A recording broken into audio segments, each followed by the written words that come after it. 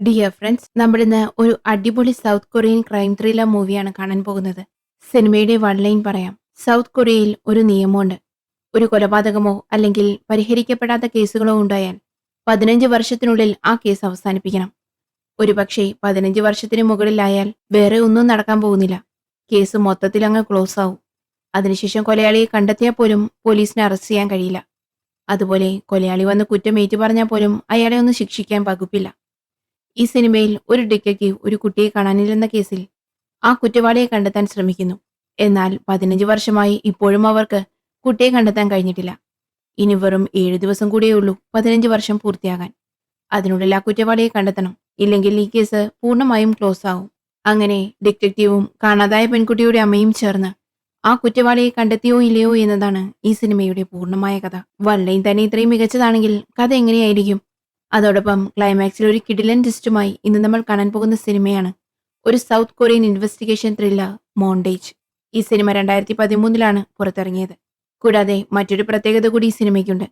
ഈ സിനിമ 2016 ബോളിവുഡിൽ ടീൻ എന്ന പേരിലും ചൈനയിൽ 2019 ഗിൽറ്റി വൺസ് എന്ന പേരിലും റീമേക്ക് ചെയ്യപ്പെട്ടിട്ടുണ്ട്. അതോടൊപ്പം നിങ്ങൾ കണ്ടുകൊണ്ടിരിക്കുന്നത് നിങ്ങളുടെ സ്വന്തം ഫിലിം ടെല്ല. സബ്സ്ക്രൈബ് ചെയ്യാത്തവർ മറക്കാതെ ഒന്ന് സബ്സ്ക്രൈബ് ചെയ്ത് നിങ്ങളുടെ പിന്തുണ നൽകണേ. വരൂ, നമുക്ക് നേരെ കഥയിലേക്ക് പോകാം. സിനിമയുടെ ഫസ്റ്റ് സീനിൽ കാണിക്കുന്നത് ഒരു രാത്രി സമയമാണ്. ഒരു ഹൈവേയുടെ ഓരത്ത് മുഖത്ത് ഒരു കറുത്ത ക്യാരി ബാഗിട്ട് മറച്ച നിലയിൽ ഒരു പെൺകുട്ടി കാറിലിരിക്കുന്നു. അവളാണ് ഈ സിനിമയുടെ നായിക. അവളുടെ പേര് ഹ എന്നാണ്. മറുവശത്ത് അതേ വഴിയിലൂടെ നായികയുടെ കാർ ക്രോസ് ചെയ്തു പോകുന്ന ഒരു പോലീസ് നായികയെ കണ്ടയുടൻ അതിവേഗത്തിൽ അങ്ങോട്ട് കാർ ഓടിച്ചു വരുന്നു. അദ്ദേഹമാണ് ഈ സിനിമയിലെ നായകൻ, ഡിറ്റക്റ്റീവ് ചിയാങ്. വേഗത്തിൽ വന്നുകൊണ്ടിരുന്ന നായകന് പെട്ടെന്ന് എന്തു പറ്റിയെന്നറിയില്ല. പെട്ടെന്ന് എന്തോ അവിടെ സംഭവിച്ചിരിക്കുന്നു. അദ്ദേഹത്തിന്റെ കാർ അപകടത്തിൽപ്പെട്ട് തലകീഴായി മറിയുന്നു. ഉള്ളിലിരുന്ന നായകൻ ഉറക്കെ നിലവിളിക്കുകയാണ്. ഈ സമയം അപകടത്തിന്റെ ശബ്ദം കേട്ട് മുഖത്തെ ആ കറുത്ത ക്യാരി ബാഗ് വലിച്ചു മാറ്റി കാറിൽ നിന്നിറങ്ങിയ നായിക നായകന്റെ കാറിനടുത്തേക്ക് നടന്നു പോകുന്നു. അപ്പോൾ താഴെ ഒരു ലേഡീസ് ചെരുപ്പ് അവളുടെ കാലിൽ തട്ടുന്നു. ഇതോടെ ഇവിടെ ഈ സീൻ കട്ടാവുകയാണ്. പിന്നീട് 15 വർഷത്തിന് ശേഷമുള്ള സീനാണ് കാണിക്കുന്നത്. വീട്ടിൽ തനിച്ചിരിക്കുന്ന നായിക ആകെ തകർന്നിരിക്കുകയാണ്. അപ്പോൾ അവളുടെ വീട്ടിലേക്ക് നായകനും അയാളുടെ പാർട്ട്ണറും വരുന്നു. അവിടെ എത്തി കുറച്ചു നേരം 3 പേരും ഒന്നും സംസാരിക്കുന്നില്ല. അപ്പോൾ പാർട്ട്ണർ വെറുതെ ഇരിക്കാതെ വീട്ടിലുണ്ടായിരുന്ന ഒരു കാസറ്റ് എടുത്ത് ടേപ്പ് റെക്കോർഡിലിട്ട് പ്ലേ ചെയ്യുമ്പോഴാണ് നമുക്കൊരു കാര്യം മനസ്സിലാവുന്നത്. 15 വർഷം മുമ്പ് നായികയുടെ മകളെ ആരോ തട്ടിക്കൊണ്ടുപോയിരുന്നു. മകളെ രക്ഷിക്കാൻ കഴിഞ്ഞില്ല. അവൾ കൊല്ലപ്പെട്ടു. അതോടൊപ്പം തട്ടിക്കൊണ്ടുപോയ ആളെ ഇതുവരെ പോലീസിന് കണ്ടെത്താനും കഴിഞ്ഞിട്ടില്ല.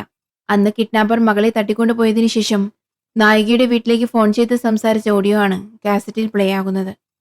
ഓഡിയോ കേട്ടു തുടങ്ങിയതും നായകൻ പറയുന്നു, എടാ കുരങ്ങ, കുറച്ചുനേരം അടങ്ങിയിരിക്കാൻ വയ്യേ? അവള് പാവം വിഷമിച്ചിരിക്കുകയാണ്. അവളുടെ മുന്നിലിട്ട് എന്തിനാ ഇത് പ്ലേ ചെയ്യുന്നേ? ഓഫ് ചെയ്യടാ എന്ന് പറഞ്ഞ് പാർട്ട്ണറെ ശകാരിക്കുന്നു. അടുത്തത് നായിക വളരെ ആകാംക്ഷയോടെ അവരോട് ചോദിക്കുന്നു, പറയൂ, കിഡ്നാപ്പറെ കുറിച്ച് എന്തെങ്കിലും വിവരം കിട്ടിയോ? അത് പറയാനാണോ നിങ്ങൾ വന്നത് എന്ന് നായകനോട് ചോദിക്കുന്നു. എന്നാൽ നായകൻ പറയാൻ വന്ന കാര്യം അതായിരുന്നില്ല. എല്ലാ കേസുകൾക്കും ഒരു എക്സ്പയറി ഡേറ്റ് ഉണ്ടാകും. അതിനെ സ്റ്റാറ്റ്യൂട്ട് ഓഫ് ലിമിറ്റേഷൻ എന്നാണ് പറയുക. ഓരോ രാജ്യത്തും ആ സമയപരിധി വ്യത്യസ്തമായിരിക്കും. കൊറിയയിൽ ഒരു കേസിന്റെ കാലാവധി 15 വർഷമാണ്. 15 വർഷം കഴിഞ്ഞാൽ പോലീസ് തന്നെ കേസ് ഫയൽ ക്ലോസ് ചെയ്യും. അതിനുശേഷം കുറ്റവാളി സ്വയം വന്ന കുറ്റം ഏറ്റുപറഞ്ഞാൽ പോലും അയാൾക്ക് ശിക്ഷ നൽകില്ല. ഇതാണ് അവിടുത്തെ നിയമം. അങ്ങനെ 15 വർഷം മുമ്പ് നായികയുടെ മകളെ തട്ടിക്കൊണ്ടുപോയ ആ കേസിന്റെ സ്റ്റാറ്റ്യൂട്ട് ഓഫ് ലിമിറ്റേഷൻ തീരാനിനി വെറും 5 ദിവസം കൂടിയുള്ളൂ. അത് പറയാനാണ് നായകൻ വന്നിരിക്കുന്നത്. എന്താണിത്? എന്ത് നിയമമാണ് ഇവിടെയുള്ളത്? എന്റെ മകളെ തട്ടിക്കൊണ്ടുപോയവൻ ഇത്രയും വർഷം സ്വതന്ത്രനായി പുറത്തു നടക്കുന്നു. എങ്ങനെയെങ്കിലും അവനെ പിടിക്കുമെന്ന് വിചാരിച്ചപ്പോൾ 5 ദിവസം കഴിഞ്ഞ് കേസ് തന്നെ ക്ലോസ് ചെയ്യുമെന്ന് നിങ്ങൾ നിസ്സാരമായി വന്നു പറയുന്നു. അപ്പോൾ എന്റെ മകളെ നഷ്ടപ്പെട്ട് എനിക്ക് കിട്ടുന്ന നീതി ഇതാണോ ഇവിടുത്തെ യഥാർത്ഥ നീതി എന്ന് പറഞ്ഞ് നായിക ദേഷ്യപ്പെടുന്നു. നോക്കാം, ഇനി 5 ദിവസം ഉണ്ടല്ലോ, അതിനുള്ളിൽ കിഡ്നാപ്പറെ കിട്ടിയാൽ ഭാഗ്യം എന്ന ചിന്തയോടെ നായകൻ അവിടെ നിന്നും പോകുന്നു. അങ്ങനെ നായകൻ വർഷങ്ങൾക്ക് മുമ്പ് ആ കുറ്റകൃത്യം നടന്ന സ്ഥലത്തേക്ക് വീണ്ടും ഒന്ന് വെറുതെ പോവുകയാണ്. അപ്പോൾ ആ എക്സാക്ട് ക്രൈം സ്പോട്ടിൽ ആരോ അവിടെ ഒരു വെള്ളപ്പൂവ് വെച്ചിരിക്കുന്നത് കാണുന്നു. ഇത് ആ കൊലപാതകം നടന്ന സ്ഥലമാണ്. ഏകദേശം ആ ദിവസം അടുത്തെത്തിയിരിക്കുന്നു. അവിടെ ആ മരണപ്പെട്ട കുട്ടിക്ക് ആരോ ആദരാഞ്ജലി അർപ്പിക്കുന്നത് പോലെയാണ് ആ പൂക്കൾ വെച്ചിരിക്കുന്നത്. നായകൻ നായികയെ വിളിച്ച് ഇവിടെ വന്നിരുന്നോ എന്ന് ചോദിച്ചപ്പോൾ ഇല്ലെന്ന് അവർ മറുപടി പറയുന്നു. പിന്നെ പോലീസിനല്ലാതെ ഈ സ്ഥലം പുറത്ത് മറ്റാർക്കും അറിയില്ല. എന്നിട്ടും ഒരു വെള്ളപ്പൂവ് ഇവിടെ ആരോ കൊണ്ടുവന്ന് വെച്ചിരിക്കുന്നു. എങ്കിൽ അപ്പോ അത് കിഡ്നാപ്പർ തന്നെയായിരിക്കും ഇവിടെ വന്നതെന്ന് കരുതി ചുറ്റുമൊന്ന് നിരീക്ഷിക്കുന്നു. അതിനടുത്ത് ഒരു CCTV ക്യാമറയുണ്ട്. നായകനും പാർട്ട്ണറും ആ ക്യാമറ ഫുട്ടേജ് പരിശോധിക്കുന്നുണ്ട്. അപ്പോൾ രാത്രിയിൽ കാറിൽ അവിടെ ആരോ വന്നിട്ടുണ്ട്. അയാളാണ് ആ പൂ വെച്ചത്. പക്ഷേ പൂ വെച്ചയാളുടെ മുഖം വ്യക്തമല്ല. ഫൂട്ടേജ് കണ്ട ശേഷം അതേ രാത്രി നായകനും പാർട്ട്ണറും കുറ്റകൃത്യം നടന്ന ഹൈവേയിലേക്ക് പോയി.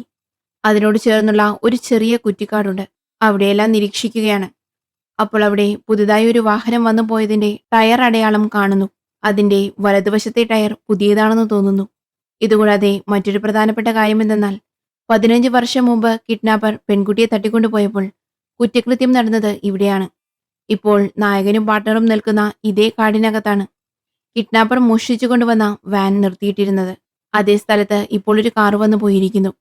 കുട്ടി മരിച്ചു കിടന്ന റോഡിൽ ഒരു വെള്ളപ്പൂവുണ്ട്. സംശയമില്ല, കിഡ്നാപ്പർ തന്നെയാണ് വീണ്ടും വന്നിരിക്കുന്നത് എന്ന് ഉറപ്പിച്ച നായകൻ അവനെ വിടരുത്, ഇത്തവണ പിടിക്കുക തന്നെ വേണമെന്ന് തീരുമാനിച്ച് അടുത്ത നീക്കങ്ങൾ ആരംഭിക്കുന്നു. ഹൈവേയിൽ ക്യാമറയുണ്ട്. ക്യാമറയുടെ അടുത്തായി തന്നെ പൂ വെച്ചിട്ടുണ്ടെങ്കിൽ ഉറപ്പായും രാത്രിയിൽ അവിടുത്തെ ക്യാമറ അവൻ കണ്ടിട്ടുണ്ടാവില്ല. അല്ലെങ്കിൽ അത് അവൻ അറിയില്ലായിരിക്കും. അതിനുശേഷം കാറെടുത്ത് പോകുമ്പോൾ പിടിക്കപ്പെടാതിരിക്കാൻ വണ്ടി ക്യാമറ ഒന്നുമില്ലാത്ത വഴിയിലൂടെയായിരിക്കും പോയിട്ടുണ്ടാവുക എന്ന് അവർ ചിന്തിക്കുന്നു. അതുകൊണ്ട് അവൻ ഏതു വഴിയിലൂടെ പോകാൻ സാധ്യതയുണ്ടെന്ന് നോക്കാൻ അവിടെ നിന്ന് പോകുന്ന റോഡുകളുടെ റൂട്ട് മാപ്പിൽ നോക്കി ക്യാമറയില്ലാത്ത ഒരു റൂട്ട് തിരഞ്ഞെടുക്കുന്നു. കിഡ്നാപ്പർ പൂവെച്ച സമയം ഇതാണ്. അതിനുശേഷം അവൻ കാർ നിർത്തിയ സ്ഥലത്തേക്ക് നടന്നുപോയി തിരികെ കാറെടുത്ത് പുറത്തു വരാൻ 15 മുതൽ 20 മിനിറ്റ് വരെ എടുത്തിട്ടുണ്ടാകും. അപ്പോൾ കിഡ്നാപ്പർ 1:40-നും 1:50-നും ഇടയിലായിരിക്കും ക്യാമറയില്ലാത്ത ആ റൂട്ടിലൂടെയുള്ള യാത്ര ചെയ്തിട്ടുണ്ടാവുക. നമുക്ക് കിട്ടിയ ടയർ അടയാളം വെച്ച് കിഡ്നാപ്പർ ഉപയോഗിച്ച കാറിന്റെ മോഡൽ കാർണിവൽ ആണെന്ന് മനസ്സിലായി. കിഡ്നാപ്പർ ഒരു വശത്തേക്ക് പോവുകയാണെങ്കിൽ എതിർവശത്ത് നിന്ന് ഒരുപാട് കാറുകൾ വന്നിട്ടുണ്ടാവുമല്ലോ. നമ്മുടെ കയ്യിലുള്ള ഹൈവേ ക്യാമറയുടെ ഫുട്ടേജ് വെച്ച് 1:40-നും 1:50-നും ഇടയിൽ ഏതൊക്കെ കാറുകളാണ് എതിർദിശയിൽ പോയതെന്ന ലിസ്റ്റ് എടുക്കണം. അതിൽ ഏതെങ്കിലും ഒരു കാറിൽ ഡാഷ്ബോർഡ് ക്യാമറ ഉണ്ടെങ്കിൽ മതി. എതിരെ പോയ കിഡ്നാപ്പറിന്റെ കാർ അതിൽ റെക്കോർഡായിട്ടുണ്ടാവും. അങ്ങനെയാണെങ്കിൽ അത് വെച്ച് അവനെ പിടികൂടാമെന്ന് അവർ പ്ലാൻ ചെയ്യുന്നു. ആ വഴി വന്ന പല കാറുകളും അന്വേഷിച്ച് അവസാനം ഡാഷ് ക്യാമറയുള്ള ഒരു കാർ അവർ കണ്ടെത്തുന്നു. അതിന്റെ ഫുട്ടേജ് പരിശോധിച്ചപ്പോൾ കിട്ടിപ്പോയെന്ന് വിചാരിച്ചെങ്കിലും കിഡ്നാപ്പർ ഇവിടെ നായകനൊരു ട്വിസ്റ്റ് വെച്ചിരുന്നു. ഫുട്ടേജിൽ ഒരു കാർണിവൽ കാർ ക്രോസ് ചെയ്യുന്നുണ്ട്. അത് കിഡ്നാപ്പറിന്റെ കാർ തന്നെയാണ്. പക്ഷേ അതിന് നമ്പർ പ്ലേറ്റ് ഇല്ലായിരുന്നു. നന്നായി പ്ലാൻ ചെയ്ത് അവൻ രക്ഷപ്പെട്ടിരിക്കുന്നു. എന്നാലും നായകൻ വിട്ടില്ല. കിട്ടിയ വിവരങ്ങൾ വെച്ച് നാട്ടിലുള്ള എല്ലാ കാർണിവൽ കാറുകളും പരിശോധിക്കാൻ തുടങ്ങി. കിഡ്നാപ്പറെ പിടിക്കുക തന്നെ വേണം. എത്ര കാറുകൾ പരിശോധിക്കാൻ പറ്റുമോ അത്രയും പരിശോധിച്ചിട്ടും കിഡ്നാപ്പറെ കണ്ടെത്താനായില്ല. നായകൻ പ്രതീക്ഷ കൈവിടാതെ വീണ്ടും ശ്രമിക്കുകയാണ്. അങ്ങനെ കിഡ്നാപ്പറിന്റെ കാർ ക്രോസ് ചെയ്ത ആ ഫുട്ടേജ് നായകൻ വീണ്ടും വീണ്ടും പ്ലേ ചെയ്ത് കാണുകയാണ്. ഇത്തവണ നായകന് പുതിയൊരു തുമ്പ് ലഭിക്കുന്നു. കിഡ്നാപ്പറിന്റെ കാറിന്റെ ഫ്രണ്ട് മിററിന്റെ ഒരരികിൽ ഒരു സ്റ്റിക്കർ ഒട്ടിച്ചു വെച്ചിട്ടുണ്ട്.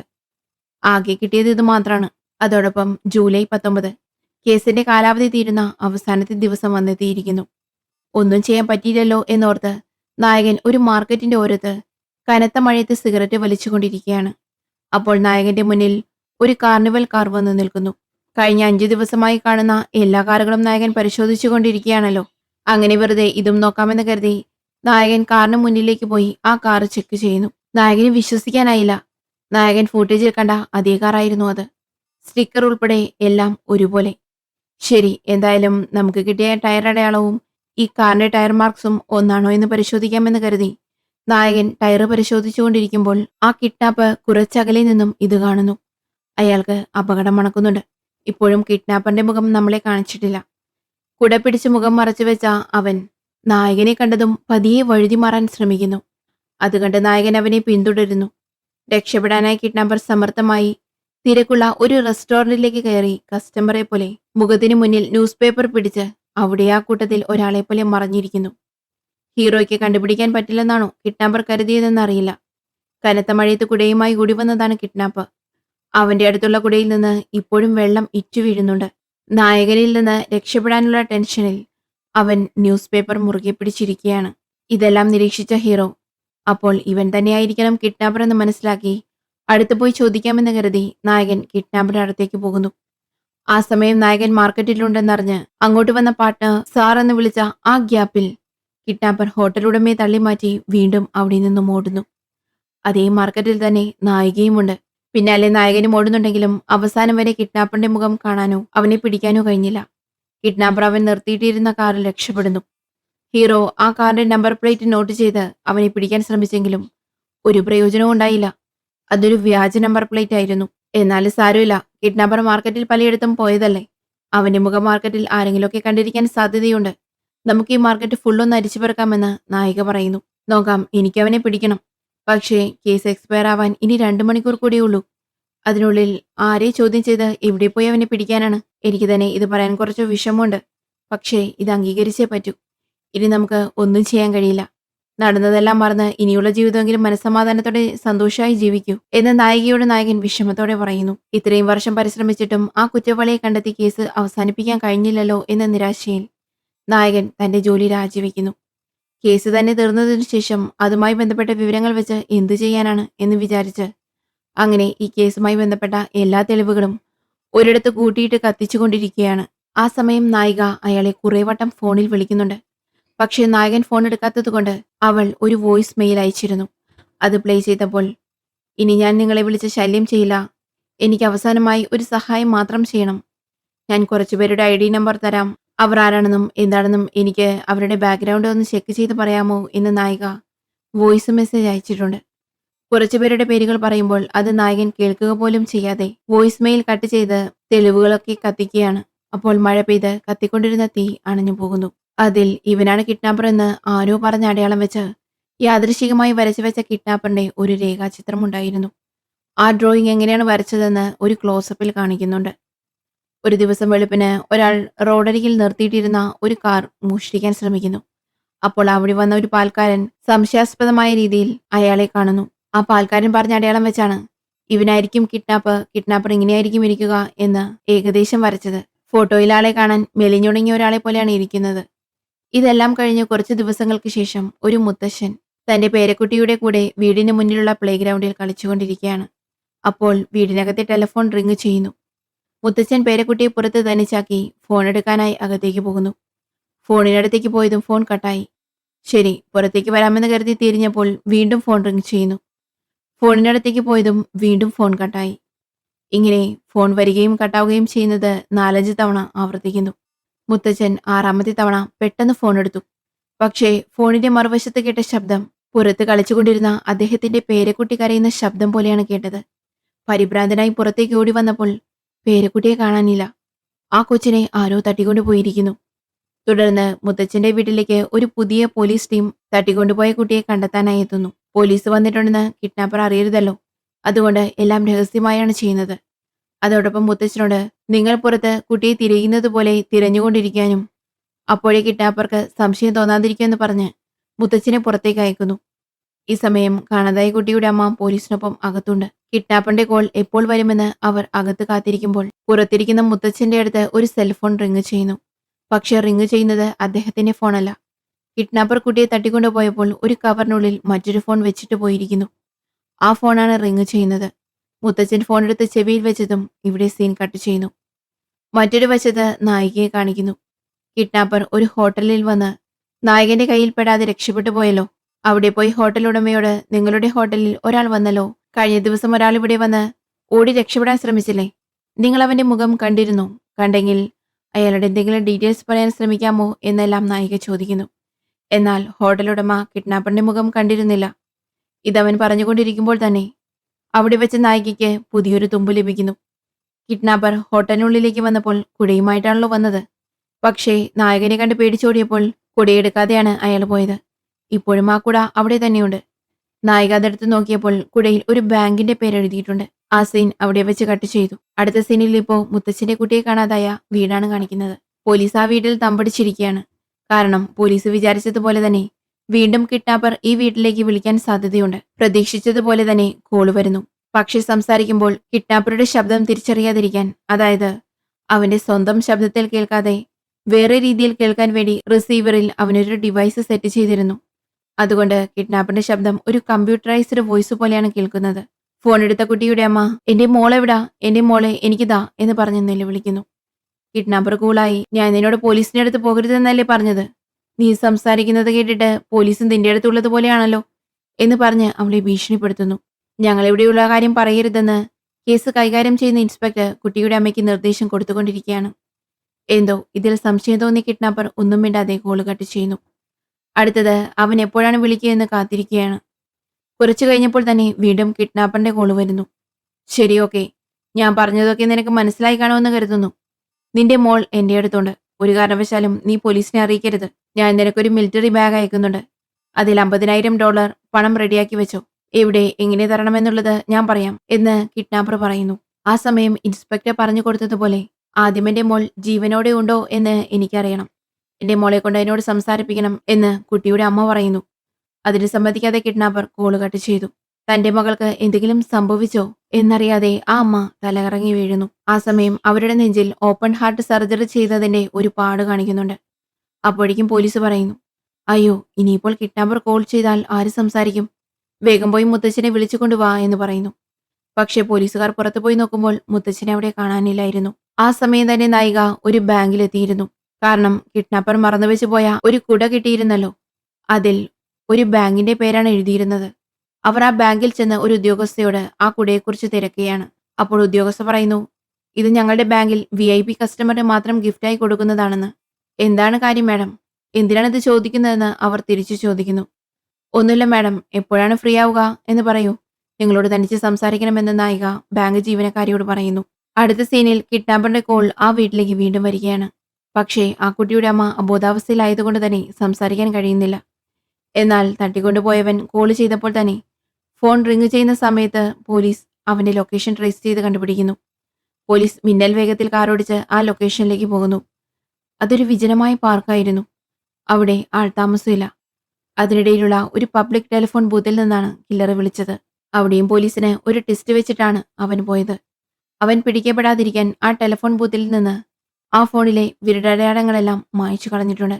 സംഭവസ്ഥലത്ത് പോയ പോലീസിന് കിട്ടിയത് ഒരേ ഒരു കാര്യമാണ്, വലിച്ചെറിഞ്ഞ ഒരു സിഗരറ്റ് കഷ്ണം. ഇതോടെ നിരാശരായി പോലീസ് തിരികെ വരുന്നു. പിന്നെ അവർക്കിടയിൽ ഒരു ചർച്ച നടക്കുന്നു. തട്ടിക്കൊണ്ടുപോയ പെൺകുട്ടിയെ 24 മണിക്കൂറിനുള്ളിൽ കണ്ടെത്തണം.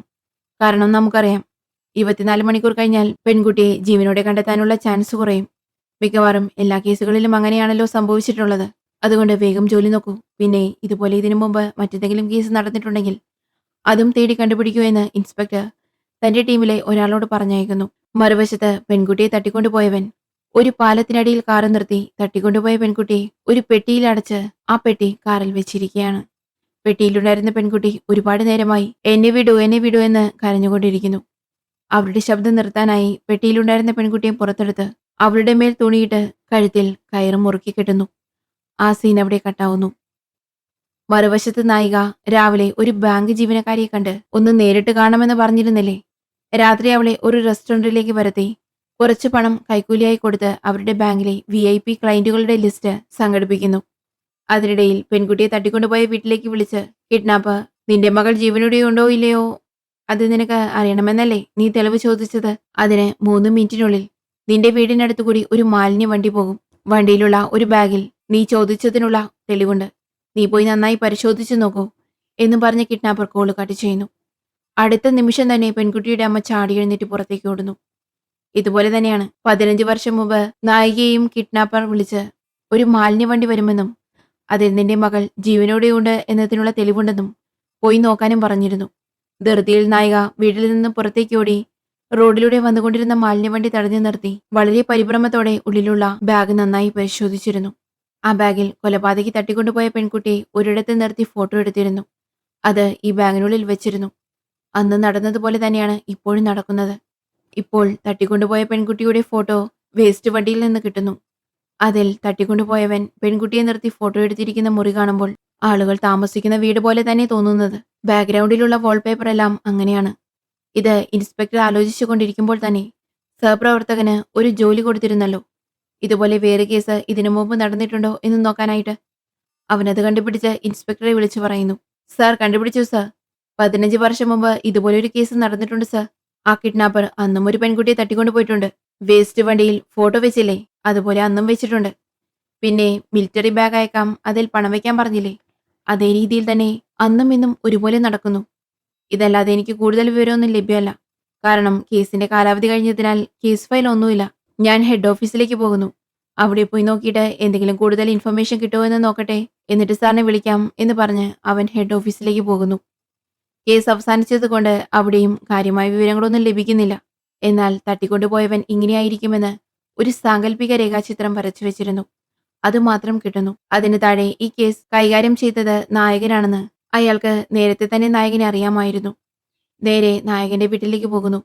നടന്ന സംഭവങ്ങളെല്ലാം പറയുന്നു. ഇനി വരില്ലെന്ന് വിചാരിച്ച അവൻ വീണ്ടും വന്ന് പെൺകുട്ടിയെ തട്ടിക്കൊണ്ടുപോയി മോചനദ്രവ്യം ആവശ്യപ്പെട്ടിരിക്കുന്നു. ഇതുപോലെയാണ് അന്നും ഞങ്ങളോട് ആവശ്യപ്പെട്ടത്. ഒരു മിലിറ്ററി ബാഗിൽ അവൻ ആവശ്യപ്പെട്ട പണം വെച്ച് പെൺകുട്ടിയുടെ അമ്മയോട് മാത്രം തനിച്ച് ഒരു റെയിൽവേ സ്റ്റേഷനിലെ ഈ പ്ലാറ്റ്ഫോമിലേക്ക് വരാൻ പറഞ്ഞു. ഞങ്ങളും നായികയുടെ കയ്യിൽ പണമടങ്ങിയ ബാഗ് കൊടുത്ത് അവൻ പറഞ്ഞ സ്ഥലത്ത് വെച്ചിട്ട് നീ പോയിക്കോളൂ, ബാക്കി ഞങ്ങൾ നോക്കിക്കോളാം എന്ന് പറഞ്ഞു.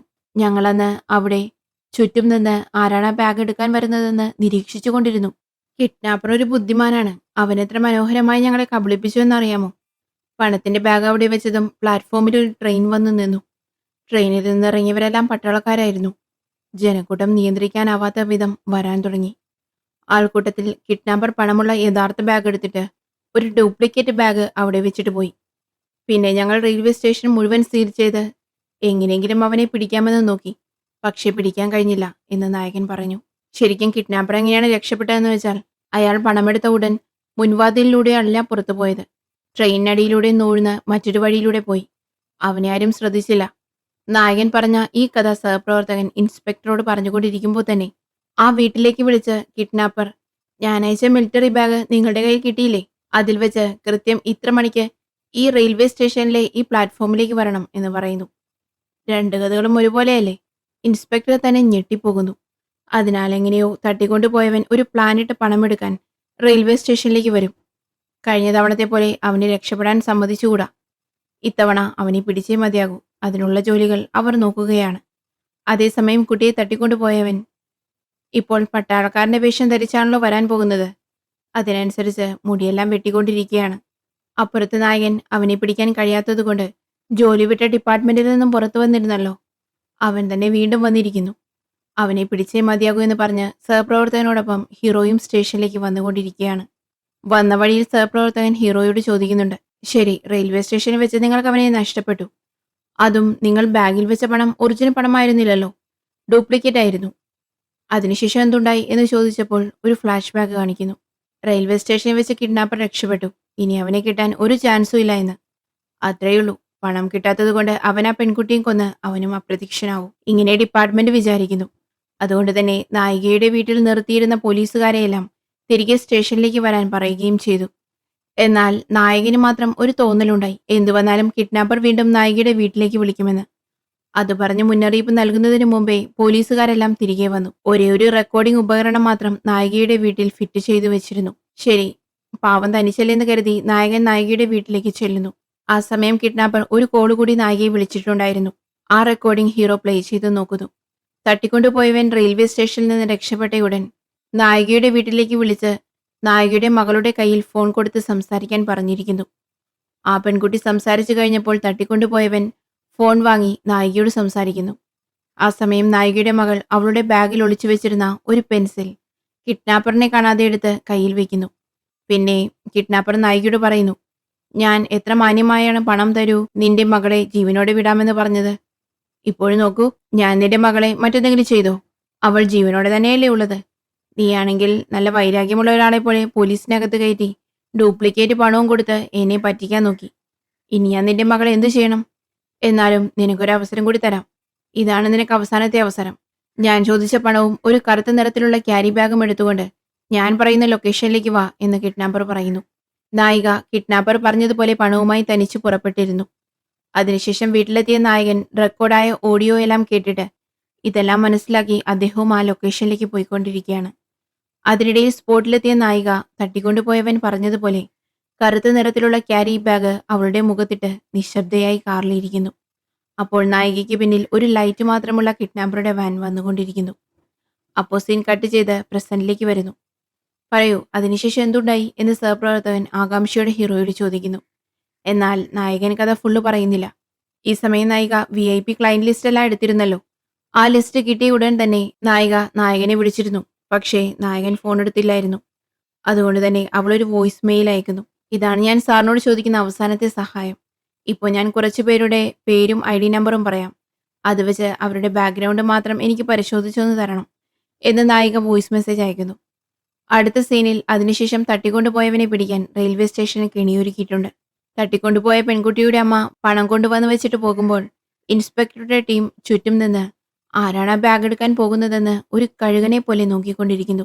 മറുവശത്ത് നായകനും സഹപ്രവർത്തകനും തട്ടിക്കൊണ്ടുപോയവൻ പട്ടാളക്കാരോടൊപ്പം ചേർന്ന് ട്രെയിനിൽ നിന്നിറങ്ങി വന്നാണ് പണത്തിന്റെ ബാഗ് മാറ്റുന്നതെങ്കിൽ കിഡ്നാപ്പർ ട്രെയിനിലായിരിക്കും ഉണ്ടാവുക എന്ന് മനസ്സിലാക്കുന്നു. അതിനാൽ രണ്ടുപേരും കിഡ്നാപ്പർ ട്രെയിനിൽ എവിടെയാണെന്ന് തിരഞ്ഞുകൊണ്ടിരിക്കുമ്പോൾ ട്രെയിൻ റെയിൽവേ സ്റ്റേഷനിലെത്തുന്നു. പട്ടാളക്കാരെല്ലാം ട്രെയിനിൽ നിന്നിറങ്ങുന്നു. അതുപോലെ ആൾക്കൂട്ടം നിയന്ത്രിക്കാനാവാതെ പോകുന്നു. കണ്ണിമം വെട്ടുന്ന നേരത്തിനുള്ളിൽ തട്ടിക്കൊണ്ടുപോയവൻ ബാഗ് മാറ്റി. അത് മറ്റുള്ളവർക്കറിയില്ല കിഡ്നാപ്പർ മറ്റൊരു വഴിയിലൂടെ രക്ഷപ്പെടുമെന്ന്. അപ്പോൾ നായകൻ മുൻപ് ചെയ്തതുപോലെ ഇപ്പോൾ ഇവരും റെയിൽവേ സ്റ്റേഷൻ മുഴുവനായി ലോക്ക് ചെയ്ത് ഓരോരുത്തരെയും പരിശോധിക്കുന്നു. എന്നാൽ നായകൻ ഈ ടൈമിൽ ഹൈ അലേർട്ടായിരുന്നു. അതുകൊണ്ട് തന്നെ തട്ടിക്കൊണ്ടുപോയവൻ കഴിഞ്ഞ തവണ ഏത് വഴിയിലൂടെയാണോ രക്ഷപ്പെട്ടത് ആ വഴിയിലൂടെ വന്ന് രക്ഷപ്പെടാൻ ശ്രമിക്കുന്ന കിഡ്നാപ്പറെ കണ്ടിട്ട് നായകനും സഹപ്രവർത്തകനും അവന്റെ പുറകെ ഓടുന്നു. കിഡ്നാപ്പർ കയ്യിൽ വെച്ചിരുന്ന പണത്തിന്റെ ബാഗ് ഒരു കോമ്പൗണ്ടിനപ്പുറത്തേക്ക് എറിയാൻ പോകുന്നു. എറിയുമ്പോൾ ഹീറോ അവനെ തടഞ്ഞു പിടിച്ച് അവനെ നിലത്തേക്ക് വലിച്ചിടുന്നു.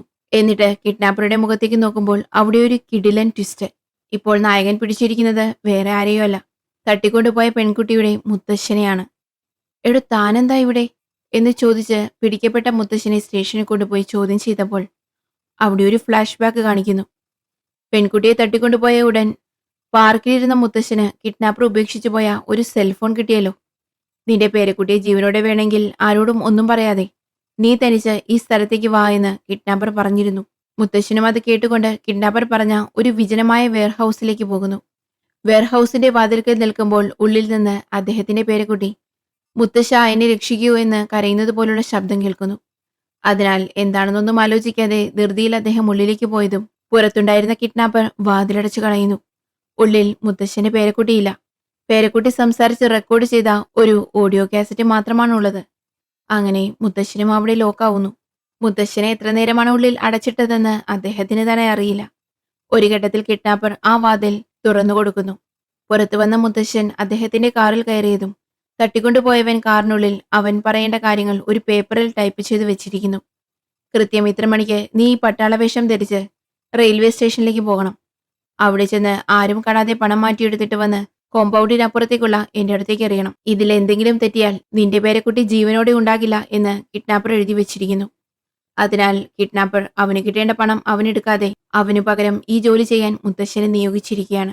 ഇത് മുത്തശ്ശൻ സ്റ്റേഷനിൽ പറഞ്ഞപ്പോൾ ശരി, നീ പറയുന്നത് സത്യമാണെന്ന് തന്നെ വെക്കാം. തട്ടിക്കൊണ്ടുപോയവൻ ഉപേക്ഷിച്ചു പോയ ഒരു സെൽഫോൺ പാർക്കിൽ നിന്ന് നിനക്ക് കിട്ടിയെന്ന് പറഞ്ഞല്ലോ. ആ സെൽഫോൺ എവിടെ എന്ന് പോലീസ് ചോദിക്കുന്നു. അപ്പോൾ അത് ഞാൻ ട്രെയിനിൽ വരുമ്പോൾ കിഡ്നാപ്പർ പുഴയിലേക്ക് വലിച്ചെറിയാൻ പറഞ്ഞു. ഞാനത് എറിഞ്ഞു. അതുകൊണ്ട് എന്റെ കയ്യിൽ ഇപ്പോൾ ഫോണില്ല എന്ന് മുത്തശ്ശൻ ഒരു മറുപടി കൊടുത്തു.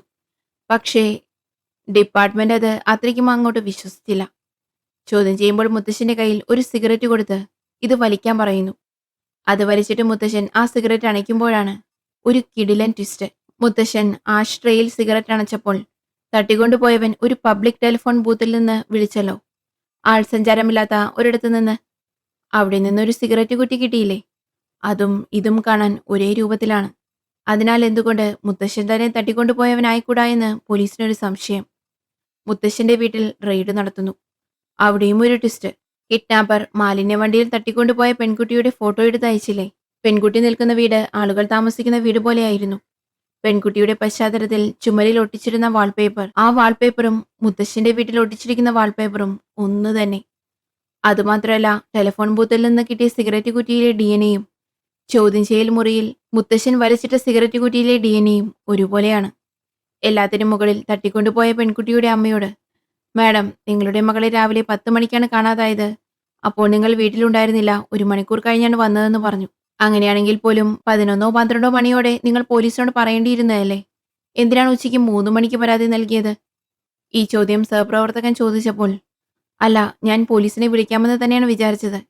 എന്റെ അച്ഛനാണ് പറഞ്ഞത് പോലീസിനെ എല്ലാം വിളിച്ചാൽ തട്ടിക്കൊണ്ടുപോയവൻ കുഞ്ഞിനെ വേറെന്തെങ്കിലും ചെയ്യുമെന്ന്. കിഡ്നാപ്പർ എന്തു പറയുന്നുവോ അത് നമ്മൾ കേട്ട് അതുപോലെ ചെയ്താൽ ഒരു പ്രശ്നവുമില്ലാതെ നമ്മളുടെ മോൾ തിരിച്ചു വരും. അതുകൊണ്ട് പോലീസിനെ ഇപ്പോൾ വിളിക്കരുതെന്ന് അദ്ദേഹം പറഞ്ഞതുകൊണ്ടാണ് ആ അമ്മ ഉടനെ പോലീസിനെ കോൾ ചെയ്യാതിരുന്നത്. പിന്നെ ഒത്തിരി വൈകിട്ടും മോളുടെ വിവരമൊന്നും കിട്ടാഞ്ഞുകൊണ്ടാണ് ഭയം വന്ന് 3 മണിക്ക് പോലീസിൽ വിവരം അറിയിച്ചത് എന്നിങ്ങനെ മകളും കൂടി പറഞ്ഞതോടെ പോലീസുകാർ ഉറപ്പിച്ചു മുത്തശ്ശൻ തന്നെയാണ് തട്ടിക്കൊണ്ടുപോയതെന്ന്. അപ്പുറത്ത് നായിക VIP ക്ലയന്റ് ലിസ്റ്റിലുള്ള പേരുകളെല്ലാം നായകനോട് പറഞ്ഞിട്ടും ഒരു പ്രയോജനവുമില്ലെന്ന് കണ്ടപ്പോൾ അവൾ തന്നെ ലിസ്റ്റിലുള്ള ഓരോരുത്തരുടെയും വീട്ടിലേക്ക് തനിച്ചു പോയി കാര്യങ്ങൾ അന്വേഷിക്കുന്നു. എങ്ങനെയെങ്കിലും മകളെ തട്ടിക്കൊണ്ടുപോയവനെ പിടിക്കണമെന്ന പ്രതീക്ഷയോടെ അവൾ ചുറ്റിത്തിരികയാണ്. അടുത്ത സീനിൽ സ്റ്റേഷനിൽ മുത്തശ്ശനാണ് തട്ടിക്കൊണ്ടുപോയവനെന്ന് അവർ കൺഫേം ചെയ്തു കഴിഞ്ഞു. പണത്തിന് വേണ്ടിയായിരിക്കും അത് ചെയ്തതെന്ന് അവർ തന്നെ വിചാരിച്ചു. കേസ് ക്ലോസ് ചെയ്യാനും പോകുന്നു. സഹപ്രവർത്തകർക്കെല്ലാം വലിയ സന്തോഷം. കാരണം അവനല്ലേ നായകനോടൊപ്പം പോയി മുത്തശ്ശനെ അറസ്റ്റ് ചെയ്തത്. നമുക്ക് പ്രമോഷൻ കിട്ടും എന്ന് പറഞ്ഞ് അവർ തുള്ളിച്ചാടിക്കൊണ്ടിരിക്കുമ്പോൾ അവിടെ നായകൻ ചോദ്യത്തിന് മുകളിൽ ചോദ്യമായി അവർക്ക് നേരെ ഒരു കാര്യം പറയുന്നു. എടാ വിഡി, കേസിൽ ഇവനാണ് സംശയിക്കപ്പെട്ടിരുന്നയാൾ എന്ന് പറഞ്ഞ് ഒരാളെ കിട്ടിയപ്പോൾ തന്നെ അമിതമായി ആഹ്ലാദിക്കുകയാണോ? പക്ഷെ നിങ്ങളെല്ലാവരും ഒരു കാര്യം ആലോചിച്ചു നോക്കിയോ? തട്ടിക്കൊണ്ടുപോയവൻ ഒരു ടെലിഫോൺ ബൂത്തിൽ നിന്നുകൊണ്ട് ഫോൺ സംസാരിച്ചില്ലേ? പക്ഷെ നിങ്ങൾ പോകുന്നതിന് മുമ്പ് അവിടെയുണ്ടായിരുന്ന വിരലടയാളങ്ങളെല്ലാം അവൻ തുടച്ചു മാറ്റിയിട്ടാണ് പോയത്. അത്രയും വ്യക്തതയുള്ളവൻ എങ്ങനെ അവൻ വലിച്ച സിഗരറ്റ് അവിടെ തന്നെ ഇട്ടിട്ട് പോകും? പിന്നെ കുട്ടിയെ തട്ടിക്കൊണ്ടു പോകപ്പെട്ടാന്ന് മുത്തശ്ശന്റെ കാർ വളരെ വേഗത്തിൽ ഒരു ടോൾ ഗേറ്റ് കടന്നു പോയെന്ന് നിങ്ങൾ പറയുന്നു. എവിടെയെങ്കിലും ഈ ഫോട്ടോയിൽ കാറിനുള്ളിലിരിക്കുന്ന ആൾ ആരാണെന്ന് വ്യക്തമാണോ? പിന്നെ എങ്ങനെ ഇതൊരു തെളിവായി എടുക്കാൻ കഴിയും? ഇപ്പോൾ ഞാൻ ചോദിക്കുന്ന ചോദ്യത്തിന് നീ ശരിയായി ഉത്തരം പറ. ഒരുപക്ഷെ ഫോൺ ബൂത്തിൽ നിന്ന് ഫോൺ ചെയ്തപ്പോൾ കിഡ്നാപ്പർ കയ്യിൽ ഗ്ലൗസ് ഇട്ടാണ് ഫോൺ ചെയ്തതെങ്കിൽ അവന്റെ വിരലടയാളം ഫോണിൽ പതിയുകയില്ല. അതിനാൽ അവൻ ഫിംഗർ പ്രിന്റ്സ് മായ്ക്കേണ്ട ആവശ്യമില്ല. പക്ഷേ അവൻ ആ ഫോൺ ബൂത്തിലെ വിരലടയാളങ്ങൾ എല്ലാം മായ്ച്ചിരിക്കുന്നു. അതുകൊണ്ട് തന്നെ മുമ്പ് ആരൊക്കെയാണ് അവിടെ ഫോൺ ചെയ്തത് എന്നുള്ള എല്ലാ ഡീറ്റെയിൽസും അവിടെ നിന്നും പോയിരിക്കുന്നു. അതിനർത്ഥം എന്താണ്? നിങ്ങൾ ചിന്തിച്ചു നോക്കിയോ? അവൻ ഗ്ലൗസ് ഉപയോഗിച്ച് കോൾ ചെയ്തതിന് ശേഷം ആ കൈരേഖകൾ തുടച്ചിരുന്നില്ല എങ്കിൽ നമ്മളൊരു പക്ഷേ അവിടെ മുമ്പ് ഫോൺ ചെയ്തവരുടെ പുറകെ തപ്പിപ്പിടിച്ചു പോകുമായിരുന്നു. അങ്ങനെ കുറേ സമയം നമ്മൾ അതിനു പുറകെ പോകും. അവനത് ഉദ്ദേശിക്കുന്നില്ല. അതുകൊണ്ട് തന്നെ അവൻ അവിടെ ക്ലീൻ ആക്കിയിരിക്കുന്നു. നമ്മൾ അവനിലേക്ക് എത്താതിരിക്കാൻ ഇത്രയും കാര്യങ്ങൾ ഭംഗിയായി ചെയ്തിട്ട് ഏറ്റവും വലിയ തെളിവായ അവന് ഉപയോഗിച്ചു എന്ന് കരുതുന്ന സിഗരറ്റ് കുറ്റി അവിടെ തന്നെ ഇട്ടിട്ട് പോകുന്നുവെന്ന് നിങ്ങൾ ചിന്തിക്കുന്നുണ്ടോ? ഗ്ലൗസ് യൂസ് ചെയ്തിട്ട് പിന്നെ എങ്ങനെ ആ സിഗരറ്റ് കുറ്റിയിൽ മാത്രം ആ മുത്തശ്ശന്റെ കൈരേഖ വന്നു? അതിനർത്ഥം മുത്തശ്ശനെ കൊടുക്കണം. അതിനുവേണ്ടി തന്നെയാണ് ആ സിഗരറ്റ് കുറ്റി അവിടെ ഇട്ടിരിക്കുന്നത്. രണ്ടാമത്, മുത്തശ്ശനെ ആ കിഡ്നാപ്പർ ഒരു ഗോഡൌണിൽ ലോക്ക് ചെയ്തു വെച്ചിരിക്കുകയായിരുന്നു എന്ന് പറയുന്നുണ്ടല്ലോ. ഒരുപക്ഷെ ആ സമയത്ത് ആ കിഡ്നാപ്പർ മുത്തശ്ശന്റെ വീട്ടിൽ വന്ന് കുട്ടിയെ ആ വീട്ടിലെ റൂമിൽ നിർത്തി ഫോട്ടോ എടുത്ത് ആ ഫോട്ടോ അവരുടെ അമ്മയ്ക്ക് വേസ്റ്റ് കുമ്പാരത്തിന്റെ വണ്ടിയുടെ ഇടയിൽ വെച്ച് അയച്ചു കൊടുക്കാനും സാധ്യതയില്ലേ? തട്ടിക്കൊണ്ടുപോയവൻ മുത്തശ്ശനെ കൊടുക്കാൻ മനോഹരമായി പ്ലാൻ ചെയ്തിരിക്കുന്നു. അവൻ ചോദിച്ച മോചനദ്രവ്യം എടുക്കുന്നതിന് പോലും മുത്തശ്ശനെ ഒരു കരുവാക്കി ഉപയോഗിച്ചിരിക്കുന്നു. നമ്മൾ റെയിൽവേ സ്റ്റേഷനിൽ മുത്തശ്ശനെ പിടിക്കുമ്പോൾ അവിടെ എന്താണ് സംഭവിച്ചതെന്ന് നീയും ഞാനും നേരിട്ട് കണ്ടതല്ലേ? മതിലിനപ്പുറം നിൽക്കുന്ന തട്ടിക്കൊണ്ടുപോയവന്റെ അടുത്തേക്ക് മുത്തശ്ശൻ ബാഗ് എറിയാൻ ശ്രമിച്ചു. ശരിയല്ലേ? അപ്പോൾ മതിലിനപ്പുറത്താണ് ആ കിഡ്നാപ്പർ ഉണ്ടായിരുന്നത്. നമ്മൾ അവനെ പിടിക്കാതെ അവൻ നമ്മളെ വഴിതെറ്റിക്കാൻ വെച്ച കെണിയിൽ അകപ്പെട്ട മുത്തശ്ശനെ പിടിച്ച് വഞ്ചിതരായി. എല്ലാം വിടൂ. മുത്തശ്ശൻ നൽകിയ മൊഴി സത്യമാണോ അതോ കള്ളമാണോ എന്ന് നിങ്ങൾ പരിശോധിച്ചോ? തട്ടിക്കൊണ്ടുപോയവൻ മുത്തശ്ശനെ ഒരിടത്ത് അടച്ചിട്ടിരുന്നതായി മുത്തശ്ശൻ പറയുന്നുണ്ടല്ലോ. അവിടെ പോയി നിങ്ങൾ പരിശോധിച്ചോ? ഒന്നും ചെയ്തില്ല. വെറുതെ 2 തെളിവുകൾ കിട്ടിയപ്പോൾ തന്നെ ഇത്രയും വലിയ കേസിൽ അദ്ദേഹമാണ് സംശയിക്കപ്പെട്ട ആൾ എന്ന് നിങ്ങൾ കരുതുന്നു എന്ന് നായകൻ അവരോട് പറഞ്ഞു. പക്ഷെ നായകൻ എത്രയൊക്കെ പറഞ്ഞിട്ടും സഹപ്രവർത്തകൻ അത് അംഗീകരിക്കാൻ തയ്യാറായില്ല. അവിടെ കാര്യങ്ങൾ അങ്ങനെ പോകുമ്പോൾ ഇവിടെ നായിക VIP ക്ലയന്റ് ലിസ്റ്റിലുള്ള ഓരോരുത്തരുടെ അഡ്രസ്സിൽ പോയി അവള് തിരഞ്ഞു പോകുന്ന ആളായിരിക്കുമോ തട്ടിക്കൊണ്ടുപോയവൻ എന്ന് നോക്കിക്കൊണ്ടിരിക്കുകയാണ്. അങ്ങനെ ആ ലിസ്റ്റിലുണ്ടായിരുന്ന ഒരാളുടെ വീട്ടിൽ അന്വേഷിച്ചു പോകുമ്പോൾ ആ വീട് ആരുമില്ലാത്ത ഒരു ഒറ്റപ്പെട്ട സ്ഥലത്താണ്. നായിക വീടിനുള്ളിൽ കയറിയപ്പോൾ അവൾക്കൊരു ഫോട്ടോ ആൽബം കിട്ടുന്നു. ഫോട്ടോകളെല്ലാം നായികയുടെ മകൾ എപ്പോഴാണോ തട്ടിക്കൊണ്ടു പോകപ്പെട്ടത് അപ്പോഴെടുത്ത ഫോട്ടോകളാണ്. അതായത് 1997 അസുഖബാധിതയായ ഒരു പെൺകുട്ടി ആശുപത്രിയിൽ അഡ്മിറ്റ് ആയതുപോലുള്ള ഒരു ഫോട്ടോയാണത്. അത് കണ്ടിട്ട് നായിക വീടിന്റെ കലണ്ടറിനടുത്തേക്ക് തിരിഞ്ഞപ്പോൾ കലണ്ടറിൽ നായിക കണ്ട ഒരു കാര്യം അവളെ ഞെട്ടിച്ചു. ഈ വീട്ടിലുണ്ടായിരുന്നവൻ കലണ്ടറിൽ ഓരോ ദിവസവും എണ്ണിക്കൊണ്ടിരിക്കുകയായിരുന്നു. ഇന്ന് ഈ ദിവസം കഴിയുന്നു എന്ന് ഓരോ തീയതിയിലും ഇൻറ്റു മാർക്കിട്ട് വെച്ച് കൃത്യമായി നായികയുടെ മകളുടെ കേസ് എന്നാണോ എക്സ്പയർ ആവുന്നത് അത് ജൂലൈ 19 അത് മാത്രം വട്ടമിട്ട് വെച്ചിരിക്കുന്നു. അതിനാൽ ഈ വീട്ടുകാരനാണ് യഥാർത്ഥ കിഡ്നാപ്പർ. ഇത് കണ്ടുപിടിച്ചിട്ട് എന്തു ചെയ്യണമെന്നറിയാതെ നായിക ഭയന്ന് വിറച്ചു നിൽക്കുന്നു. അപ്പോൾ ആ വീട്ടിൽ ഒരു കാർ വരുന്നു. കാറിൽ നിന്നിറങ്ങി വന്ന ആൾ വീടിന് പുറത്ത് വാതിലിനടുത്തേക്ക് വന്ന് നിൽക്കുന്നു. അയാളുടെ നിഴല് മാത്രം നമുക്ക് കാണാം. ആ സീൻ അവിടെ വെച്ച് കട്ട് ചെയ്യുകയാണ്. അടുത്ത സീനിൽ നായകനെയാണ് കാണിക്കുന്നത്. തട്ടിക്കൊണ്ടുപോയവൻ തന്നെ ഏത് സ്ഥലത്താണ് അടച്ചിട്ടിരുന്നതെന്ന് മുത്തശ്ശൻ പറഞ്ഞിരുന്നല്ലോ. നായകൻ അവിടെ പോയി പരിശോധിക്കുമ്പോൾ ഇവിടെ മുത്തശ്ശൻ പറഞ്ഞതുപോലെ അദ്ദേഹത്തിന്റെ പേരക്കുട്ടി സംസാരിച്ച ഒരു ഓഡിയോ റെക്കോർഡ് കാസറ്റ് ഉണ്ടായിരുന്നല്ലോ. കാസറ്റിന് കുറച്ച് കേടുപാടുകൾ സംഭവിച്ചിട്ടുണ്ട്. അത് നായകൻ അവിടെ നിന്ന് കിട്ടുന്നു. ഇപ്പോൾ കൊലയാളി സംസാരിച്ച ഓഡിയോയും 15 വർഷം മുമ്പ് അതേ കൊലയാളി സംസാരിച്ച ഓഡിയോയും തമ്മിൽ എന്ത് സാമ്യമുണ്ട്, എന്ത് വ്യത്യാസമുണ്ട് എന്ന് പരിശോധിക്കാൻ ഒരു ഓഡിയോ സ്പെഷ്യലിസ്റ്റിന്റെ അടുത്ത് കൊടുക്കുന്നു.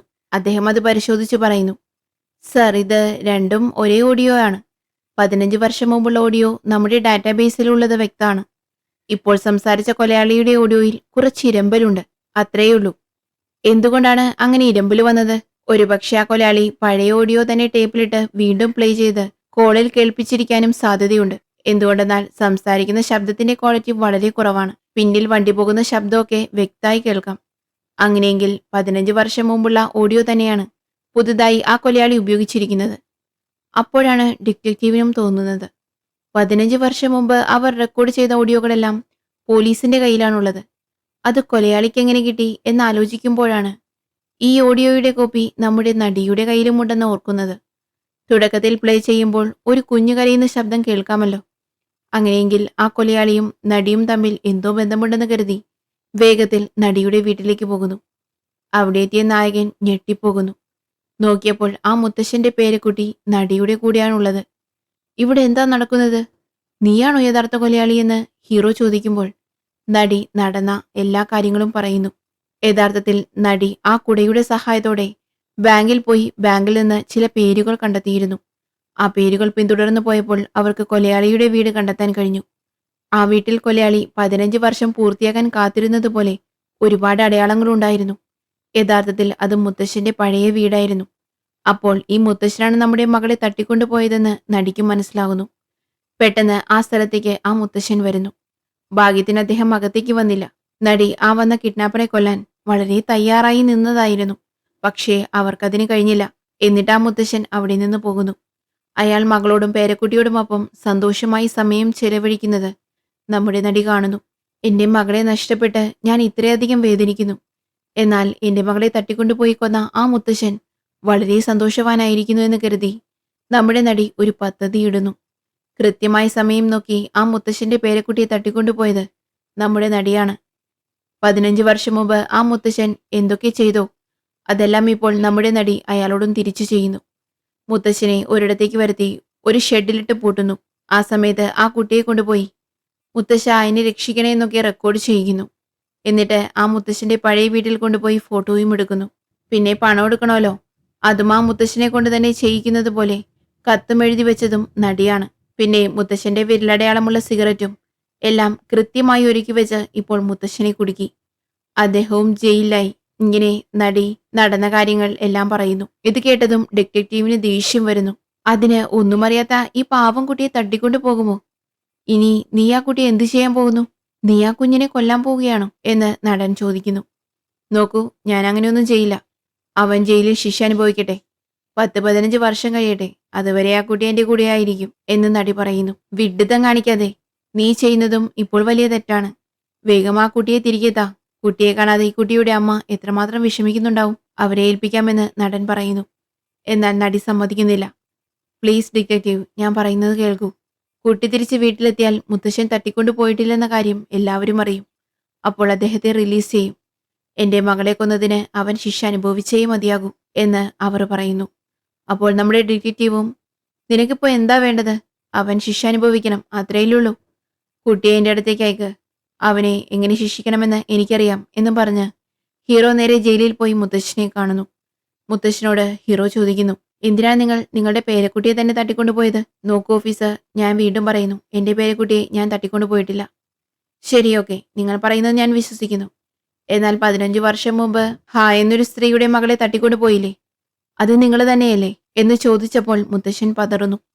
എനിക്കറിയാം നീ എത്രത്തോളം ഞങ്ങളെ വട്ടം കറക്കിയെന്ന്. ഇപ്പൊ നോക്കൂ, നീ ചെയ്ത തെറ്റുകൊണ്ട് ഇപ്പോൾ നിന്റെ മകളും പേരക്കുട്ടിയും കഷ്ടപ്പെടുന്നു. പോലീസ് ഓഫീസർ, പ്ലീസ്, എങ്ങനെയെങ്കിലും എന്റെ പേരക്കുട്ടിയെ കണ്ടുപിടിക്കണം എന്ന് മുത്തശ്ശൻ പറയുന്നു. കണ്ടുപിടിക്കാനോ? നിന്റെ പേരക്കുട്ടി എന്റെ കൂടെയുണ്ട്. പക്ഷേ അങ്ങനെ വെറുതെ കൊണ്ടുപോയി കൊടുക്കാനൊന്നും പറ്റില്ല. ഇപ്പോൾ എന്ത് പറയുന്നു നീ? അപ്പോൾ മുത്തശ്ശൻ പറയുന്നു, പ്ലീസ് സർ, അവളെ എന്റെ മകളുടെ അടുത്തേക്ക് കൊണ്ടുപോയി ഏൽപ്പിക്കണം. അവൾ ആകെ വിഷമത്തിലാണ്. ഞാനതിന് അവളെ തിരികെ കൊടുക്കണം. നീ റിലീസ് ആകാനോ? 15 വർഷം മുമ്പ് നീ ചെയ്ത തെറ്റിന് നീ ശിക്ഷ അനുഭവിച്ചേ മതിയാകൂ. നീ സത്യം സമ്മതിച്ചാൽ നിന്റെ പേരക്കുട്ടിയെ നിന്റെ മകളുടെ അടുത്തെത്തിക്കാം. എന്തു പറയുന്നു എന്ന് ഹീറോ ചോദിക്കുന്നു. അപ്പോൾ മുത്തശ്ശൻ പറയുന്നു, ഓക്കെ സർ, ഞാൻ നിങ്ങൾ എന്തു പറഞ്ഞാലും അനുസരിക്കാം. എന്റെ പേരക്കുട്ടിയും മോളും ഞാൻ ചെയ്ത പാപത്തിന് ശിക്ഷ അനുഭവിക്കരുത് എന്ന് പറയുന്നു. നമ്മുടെ ഡിറ്റക്റ്റീവ് ആ സംഭാഷണം റെക്കോർഡ് ചെയ്യാൻ തുടങ്ങുന്നു. യഥാർത്ഥത്തിൽ മുത്തശ്ശൻ എന്തിനാണ് നമ്മുടെ നടിയുടെ കുട്ടിയെ തട്ടിക്കൊണ്ടുപോയതെന്നാൽ മുത്തശ്ശന്റെ മകൾക്ക് ഹൃദയത്തിൽ ഒരു വലിയ പ്രശ്നമുണ്ടായിരുന്നു. ഓപ്പറേഷൻ ചെയ്യണം. അതിന് $50,000 വേണമായിരുന്നു. അത്രയും പണം കണ്ടെത്താൻ കഴിയാത്തതുകൊണ്ടാണ് അദ്ദേഹം നടിയുടെ കുട്ടിയെ തട്ടിക്കൊണ്ടുപോയി $50,000 ആവശ്യപ്പെട്ടത്. ആ പണം റെയിൽവേ സ്റ്റേഷനിൽ കൊണ്ടുവയ്ക്കാൻ പറയുന്നു. നമ്മുടെ നടി പോലീസിന്റെ സഹായത്തോടെ വ്യാജപണം കൊണ്ടുപോയി വെക്കുന്നു. അത് മുത്തശ്ശൻ കഷ്ടപ്പെട്ടെടുക്കുന്നു. നോക്കിയപ്പോൾ അതെല്ലാം വ്യാജപണമായിരുന്നു. ദേഷ്യം വന്ന അയാൾ ഫോൺ ചെയ്ത് നടിയെ ഭീഷണിപ്പെടുത്തുന്നു. നിന്റെ മകൾ ജീവനോടെ വേണമെങ്കിൽ മര്യാദയ്ക്ക് യഥാർത്ഥ പണവുമായി ഞാൻ പറയുന്ന സ്ഥലത്തേക്ക് വാ. പോലീസിനെ അറിയിക്കരുത് എന്ന് പറയുന്നു. ഭയന്നു പോയ നടി പണവും എടുത്ത് മുത്തശ്ശൻ പറഞ്ഞ സ്ഥലമായ ഹൈവേയുടെ അരികിൽ വന്ന് നിൽക്കുന്നു. ഈ കാര്യം നമ്മുടെ ഡിറ്റക്റ്റീവിനും മനസ്സിലായി. അദ്ദേഹവും വേഗത്തിൽ ആ ഹൈവേയിലേക്ക് വന്നുകൊണ്ടിരിക്കുന്നു. മുത്തശ്ശൻ നടിയെ വിളിച്ച് ഒരു പ്ലാസ്റ്റിക് ബാഗ് കൊണ്ട് മുഖം മൂടാൻ പറയുന്നു. അങ്ങനെ നടിയും മുഖം മൂടി അവിടെ കാത്തിരിക്കുന്നു. ആ ഹൈവേയിൽ ഒരു കാട്ടുപാതയുണ്ട്. അവിടെ മുത്തശ്ശൻ കാറ് നിർത്തുന്നു. നടിയുടെ മകളെ കൂട്ടിക്കൊണ്ടുവരാൻ ശ്രമിക്കുമ്പോൾ ആ കുട്ടി മുത്തശ്ശനെ ആക്രമിച്ച് അവിടെ നിന്ന് വേഗത്തിൽ രക്ഷപ്പെടാൻ ശ്രമിക്കുന്നു. മുത്തശ്ശനും കുട്ടിയെ പിടിക്കാൻ ശ്രമിക്കുന്നു. അവർ ആ ഹൈവേയുടെ അടുത്തുള്ള ഒരു വലിയ മലയിൽ ഓടിക്കൊണ്ടിരിക്കുകയാണ്. അപ്പോൾ അബദ്ധത്തിൽ ആ കുട്ടി കാലുവഴുതി മുകളിൽ നിന്ന് താഴെ വീഴുന്നു. അങ്ങനെ താഴെ വീണ് ആ കുട്ടി മരിക്കുന്നു. ആ വഴി വന്ന നമ്മുടെ ഡിറ്റക്റ്റീവിന്റെ കാറും അപകടത്തിൽപ്പെട്ട് അദ്ദേഹവും താഴെ വീഴുന്നു. പിന്നീട് നടി മരിച്ചു കിടക്കുന്ന തന്റെ മകളെ കണ്ട് അടുത്തുപോയി വളരെയധികം വിഷമിച്ച് കരയുന്നു. ആ സമയത്ത് മുത്തശ്ശൻ നടിയുടെ കാറിൽ നിന്ന് പണമെടുത്ത് അവിടെ നിന്ന് രക്ഷപ്പെടുന്നു. പിന്നീട് ആ പണം ഉപയോഗിച്ച് മുത്തശ്ശൻ തന്റെ മകൾക്ക് ഓപ്പറേഷൻ നടത്തുന്നു. ആ മകളുടെ കല്യാണം കഴിഞ്ഞ് കുട്ടികളൊക്കെ ഉണ്ടാകുന്നു. പേരക്കുട്ടിയോടൊപ്പം വളരെ സന്തോഷമായി അദ്ദേഹം സമയം ചെലവഴിക്കുന്നു. എന്നാലും മുത്തശ്ശന്റെ മനസ്സിൽ ഒരു കുട്ടിയെ കൊന്നല്ലോ എന്നൊരു ദുഃഖം എപ്പോഴും ഉണ്ടായിരുന്നു. അതുകൂടാതെ മുത്തശ്ശന് ഒരു കാര്യം കൂടി അറിയാം. 15 വർഷത്തിനുള്ളിൽ കേസ് ക്ലോസ് ചെയ്യുമെന്ന്. മരിച്ചുപോയ ആ കുട്ടിയുടെ സ്ഥലത്ത് വന്ന് ആദരാഞ്ജലികൾ അർപ്പിക്കുന്നത് പോലെ പൂക്കളൊക്കെ വെക്കുന്നു. അത് പിന്തുടർന്നാണ് നമ്മുടെ ഡിറ്റക്റ്റീവ് ഇവിടം വരെ എത്തിയത്. ഇപ്പോൾ മുത്തശ്ശനും പിടിക്കപ്പെട്ടു. ഇക്കാര്യങ്ങളെല്ലാം മുത്തശ്ശൻ സമ്മതിച്ചു. അതോടെ അദ്ദേഹത്തെ ജയിലിൽ അടയ്ക്കുന്നു. നമ്മുടെ ഡിറ്റക്റ്റീവ് മുത്തശ്ശന്റെ പേരക്കുട്ടിയെ അവളുടെ അമ്മയുടെ അടുത്ത് തന്നെ തിരികെ ഏൽപ്പിക്കുന്നു. മകളെ തിരികെ കിട്ടിയതിൽ അവർക്ക് അതിയായ സന്തോഷമായി. ഇവിടെ നമ്മുടെ നടി ഒരു മരത്തിന്റെ അടുത്ത് പോയി, മോളെ, നിന്റെ മരണത്തിന് ഒരു പരിധിവരെ ഞാൻ നീതി വാങ്ങി തന്നു എന്ന് പറയുന്നു. അവരുടെ മനസ്സിനും കുറച്ച് ആശ്വാസമാകുന്നു. അവരുടെ നാട്ടിൽ അങ്ങനെയാണ്.